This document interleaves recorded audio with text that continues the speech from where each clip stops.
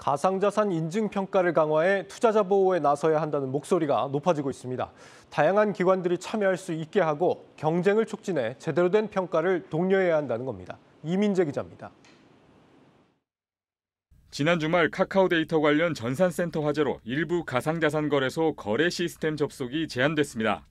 이유는 이들 거래소가 카카오를 통한 인증 접속만을 허용했기 때문입니다. 이런 문제점은 이제 근본적으로 특정 업체에 너무 한쪽으로 편중돼 있다. 본인 인증이라든가 여러 가지 기술에서 보면 3개, 4개 정도에 계속 국한되어 있잖아요. 이런 부분을 좀 다원화시켜야죠. 그래야지 소비자들의 선택도 넓어지는 거고 독과점에 대한 이런 이슈가 상당히 사라질 것으로 보입니다.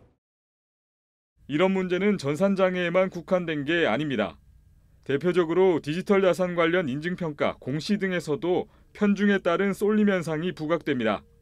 한국경제TV가 주최한 코레이팅 컨퍼런스 2022에서는 이런 현상이 가상자산, 정보 비대칭성을 낳고 있다는 우려가 제기됐습니다. 디지털 자산에 대한 정보 부족은 소비자 보호를 뒷걸음질 치게 만들고 신뢰에 악영향을 줘 산업 침체까지 야기시킬 수 있습니다.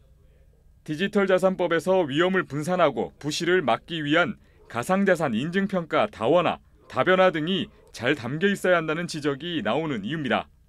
테라루나 사태 이후에 투자자 보호 이게 화두로 떠오르고 있잖아요. 근데 어떻게 보면 가장 중요한 것이 결국에는 공시와 평가라고 생각이 됩니다. 일종의 다양한 기관들이 나타나고 이 기관 사이에서의 경쟁 체제의 도입을 통해 가지고 제대로 된 적정한 평가 또 제대로 된 공시들이 이루어져서 보호에 좀 기여됐으면 좋겠다라는 생각을 개인적으로 가지고 있습니다.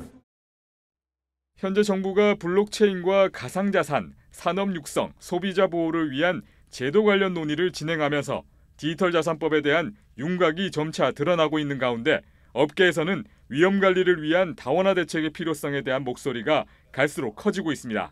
한국경제TV 이민재입니다.